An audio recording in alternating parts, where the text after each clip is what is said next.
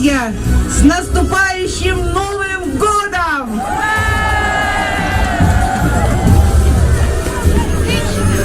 Давайте мы вместе со сказочными героями, вместе с ребятишками и их родителями, вместе зажгем нашу главную елку нашей столицы. Давайте вместе начнем отсчет. Раз, Два, три, елочка, зажгись! Ура!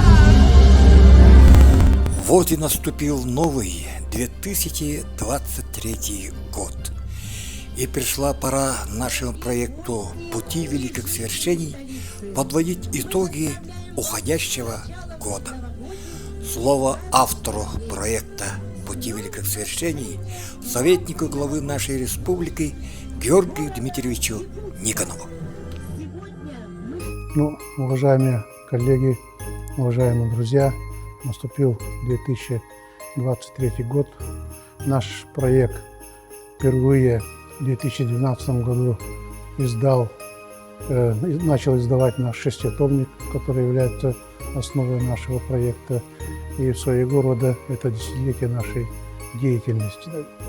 Год был сложный, как вы сами все знаете, обстановка и в мире, и в стране тоже влияет на нашу деятельность.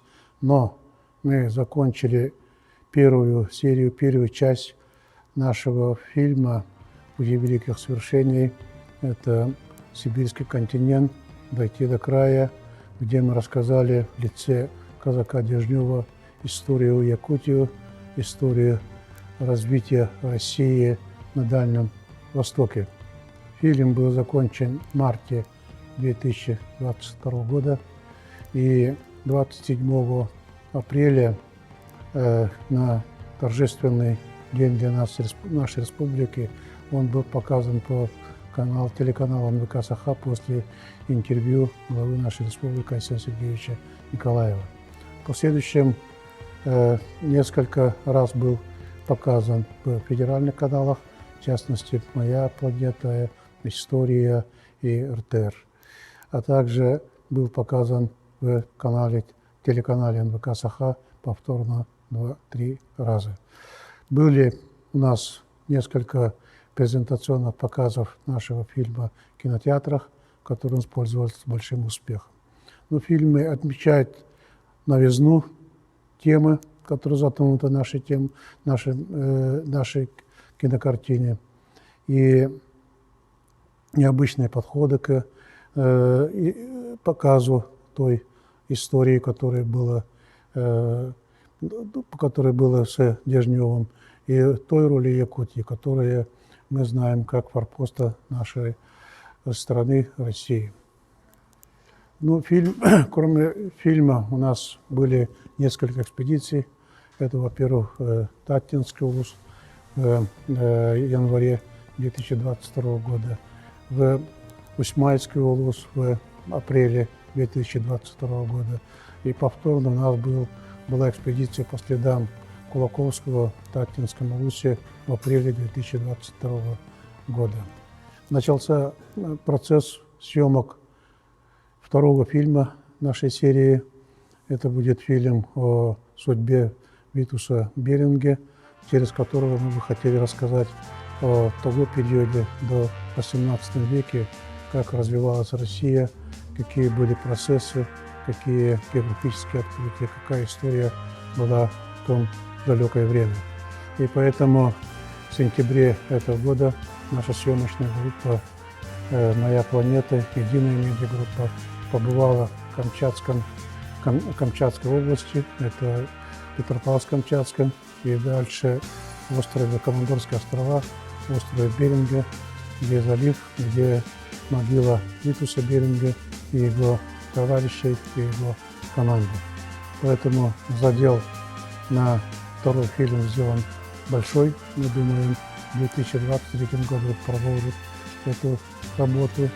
Сейчас идет работа с нашими сценаристами, с нашими режиссерами о второй части нашего фильма.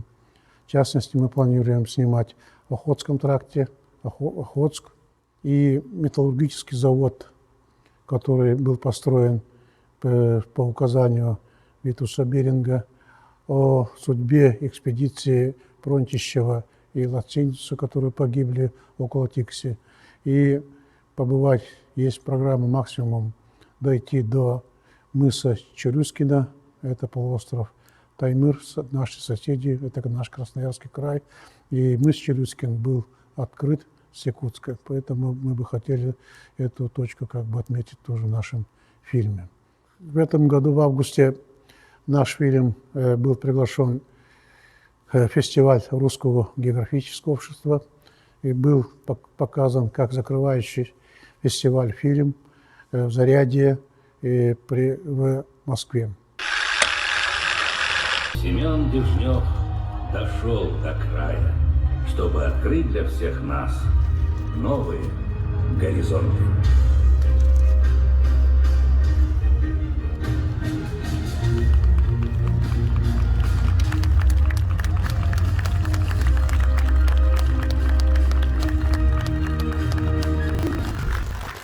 Уважаемый Георгий Дмитриевич, спасибо вам за такую нелегкую, интересную работу.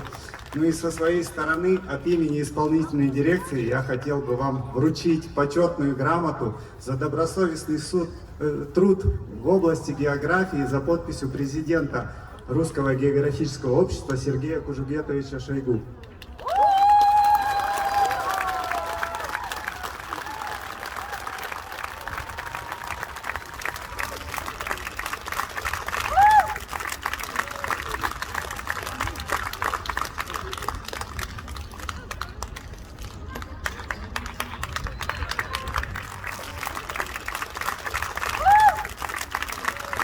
В знаменовании столетия Якутской ССР в Москве и в Санкт-Петербурге прошли Дни Республики Саха-Якутия. И наш фильм был презентован в штаб-квартире Русского географического общества в Санкт-Петербурге. Был показан 9 декабря этого года в историческом зале штаб-квартиры Русского географического общества. Во время своей поездки в Санкт-Петербург Георгию Дмитриевичу удалось самому снять фильм об этой поездке и презентации своего проекта в здании Русского географического общества. Казанский собор.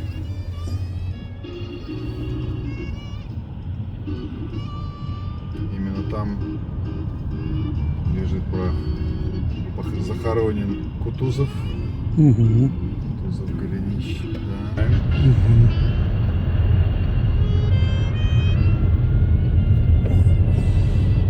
Это перекресток Вторая Советская, улица Мытнинская.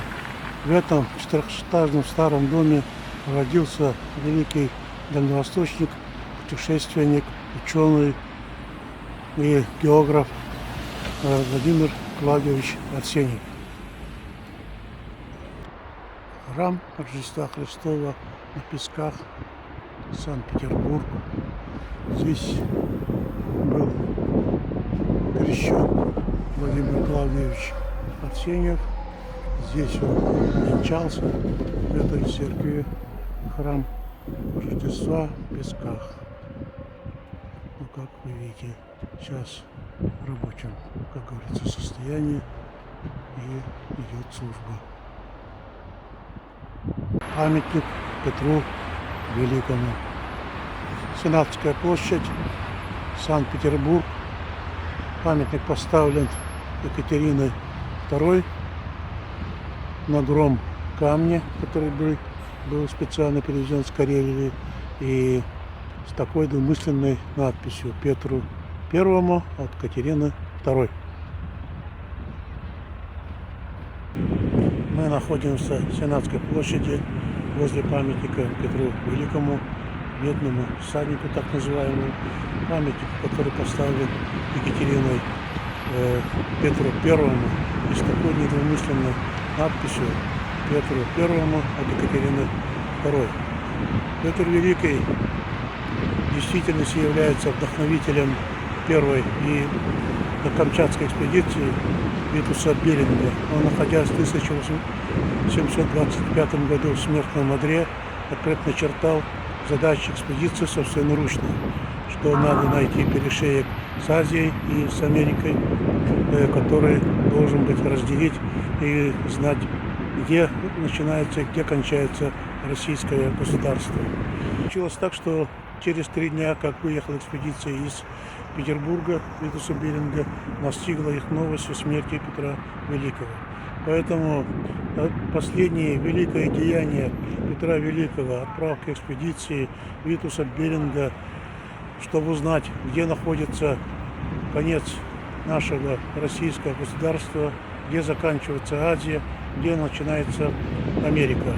И предначертано в указании к экспедиции Беринга буквально найти переход пролив, между Азией и Америкой. И с одной стороны находится Адмиралтейство. Адмиралтейство, которое Витус Беринг получал свои задания, исполнял свои доклады. В Адмиралтействе Витус Беринг докладывал о своих экспедициях, о своих достижениях и писал в адрес Адмиралтейства свои донесения, по которым и получал оттуда приказы, по которым он шел дальше и дальше работал.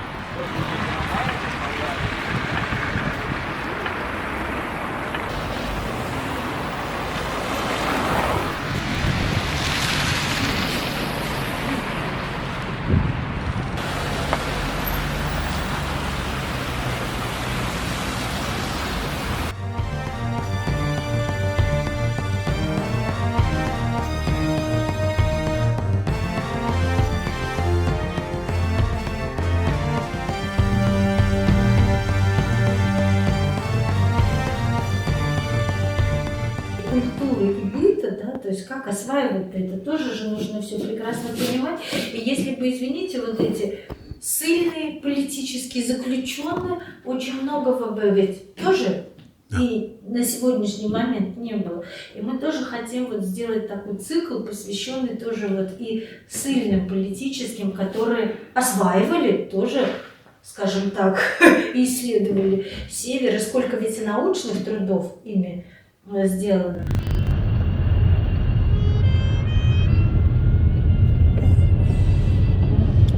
Мы рады вас видеть в стенах нашей штаб-квартиры Русского географического общества в Санкт-Петербурге. И я считаю символичным демонстрацию, показ документального фильма «Дойти до края. Сибирский континент» именно в стенах нашей штаб-квартиры, где находятся корни Русского географического общества, бесценные материалы, карты, книги, экспонаты, привезенные из тех или иных экспедиций. И что касается сибирского континента, я хочу сказать, что в нашей штаб-квартире сейчас находится бесценный экспонат. Это карта Семена Ульяновича Ремезова, картографическая Джоконда, по-другому ее называют, карта Сибири до границ китайских, составленная по указу Петра I. То есть еще в те времена Сибирь интересовала всех русских людей. И вот эта карта, и оригинал, и копия находятся в стенах нашей штаб-квартиры.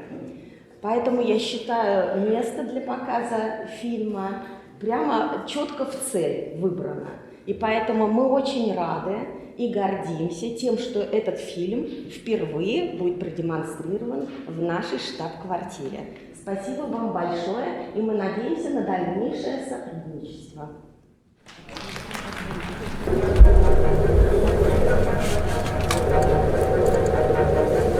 Путь к этому неприступному каменному носу лежит через... Вообще, Русское географическое общество было основано в 1845 году по указу императора Николая I. И первым председателем стал его второй сын, великий князь Константин Николаевич. По сути же, конечно, руководил и управлял идейный вдохновитель образования Русского географического общества Федор Петрович Литке. Значит, дом путешественников был построен и открыт, и до сих пор, надо сказать, он храним, потому что пережил все сложные времена и продолжает свое существование. И надо сказать, что в 2009 году началась эпоха нового взлета и подъема в связи с тем, что председателем попечительского совета стал Владимир Владимирович Путин, а председателем Русского географического общества стал Сергей Кужугедович Шойгу. Был произведен ремонт здания в 2010 году, которого не было за весь период существования здания. И, конечно, сейчас наблюдается расцвет. Очень много сделано для развития молодежного движения. По всей России созданы молодежные клубы Русского географического общества. Их насчитывается где-то 170 клубов сейчас. Выдаются гранты, выдаются стипендии на проведение тех или иных проектов осуществления. То есть молодежь активно вовлекается в изучение России, ее богатств, да, и нам есть чем гордиться, действительно. Значит, наша штаб-квартира, структура сейчас Русского географического общества такова. Существует 3 штаб-квартиры. Штаб-квартира Русского географического общества в Санкт-Петербурге, это вот переулок Гривцова, где мы находимся, дом 10. Здесь хранятся все сокровища, скажем, за все время вот существования Русского географического общества, привнесенные. Здесь у нас картографический фонд, уникальный. Научная библиотека, которая является второй библиотекой по численности книг в мире.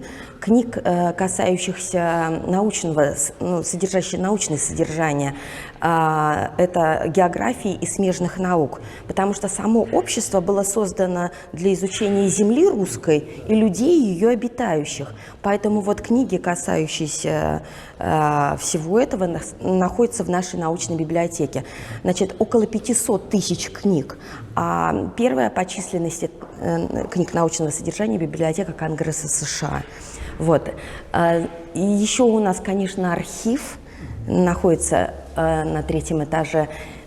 То есть вот все вот эти вот сокровища содержатся у нас в штаб-квартире. Вторая штаб-квартира находится в Москве. Это исполнительная дирекция, это руководство Русским географическим обществом. И 3-я штаб-квартира находится в Севастополе. Это Константиновская батарея, музей под открытым небом. Но по своей уникальности наша штаб-квартира, она просто эксклюзивная. Потому что если сравнить это с деревом, то у нас корни дерева, корни Русского географического общества. Это вот даже, можно сказать, сегодняшнее наше мероприятие, которое мы совместно проводим. Это открытие выставки, замечательные, показывающих вот эту последнюю экспедицию, да, просто, вы знаете, тоже в Якутии действительно тоже герои, да, существуют нашего времени, точно так же, как и, ну, скажем, во всей России, которые смогли в минус 50, да, на конях совершить вот эту экспедицию до Белокаменной, да, вот, и показ сегодняшнего фильма, первого из цикла фильмов, и столько гостей к нам сегодня пришло. Вот, поэтому мы, конечно, очень рады сотрудничеству и надеемся, что, конечно, нашу выставку совместную посетят многие петербуржцы и вообще жители нашей страны. Вот, поэтому, конечно, хотим тесно с вами сотрудничать. Угу. Спасибо большое. По теме Якутия из наших фондов. Вот здесь у нас есть карта, да, из этого издания Майгула 1896 года. 96. Да, это карта путешествий 18 века по Якутии, а это Серашевский, якуты. Это издание Русского географического общества. Да. Оригинал, который у нас сохранился. Первый, да? Да. Это первый том и единственный выпущенный. И здесь у нас прекрасная сохранность. Книге получается 427 лет почти. Конечно, памяти Видендорфа, да? Наш проект благодарит за поддержку, прежде всего, главы нашей республики Арсения Сергеевича Николаева, правительства нашей республики, Министерство культуры, Фонд будущих поколений, Дом дружбы народов, которые ведут совместную работу по созданию второй части нашего фильма. Благодарим Усмайский улус за поддержку нашей экспедиции, Таттинский улус, Управление культуры Таттинского улуса, Черкесский мемориальный музей во главе Николаем Ефимовичем Поповым. Отдельное большое спасибо акционерному обществу из Таттинского улуса Таттавтодор во главе Иваном Ивановичем Бачониным. Келинги хылларга беги хылдар хаммат беги правительство оны бу министерство тустатылтылар үрдә күскелеләннәр сул этер үле үрдә күскә бара торыр дине тиханнада. Окуду холобор уркөтөр бу хүбәтчә хылы бу доктор мен бар батак болдыра. Доктор туту бар батак болдыра. Тутулнулар онна өрмәннәннәр. Окудук бу оны асылтан сагалан татыл холобор өрлән көрөр болдакка. Татыл үгөр сүсү бекилметр сол өрмәннәннә онна тутулунна. Бите торы көлдердерге солдыра онна болба томтор солдыра тутулунулар. Барта 4 километр солонна онна болба устатта өтөк харбалак чымак солдыргар барта 13 километр сол өрмәннәннә. Окуду быйылгы ылдакы бе харбалакка дылы БК программанан солон оран тигибет. Чысмақлы тиекті ақпет. Онна хүбет өсілдерге ұстаттағадылы сол бұл программа бұқтан оғылдан бұтеқта. Бұл тоқта бағыма қолы әйтті. Өтерінен маны күлі бар батаға. Кәліңі сылдарға бұл 2-ші жылдардан кәлін бейі солдар бұт үксермені хуақ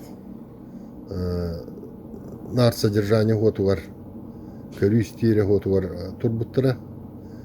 Онна болдағаны білі, инеғанан холдар істер әргерилері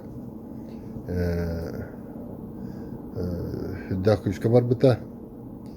Ол ес қолуары өтірінен нарынан үрменнен мәтағына кенім әргерер, кенім емелтүр, тұруға. Анда сол содержание хотуар кені көрін оларар үдді ұстық болар. Біліңі техник олақана, бәдіңі ғадаңа, онна сола жатыра дағыны бір онық болды әдемді. Она техпін нада, мақтан еқтін нада бейі, бұл бейі бәйі салонын табытығар. Бұл сүддақ, шөйдік, бұл Россия салынтатығар тұрасандар. Үләні қамнағы бұл ол әтігер Уважаемые друзья, уважаемые коллеги, разрешите всех вас поздравить от имени проекта с новым 2023 годом, пожелать успехов в работе, здоровья и счастья.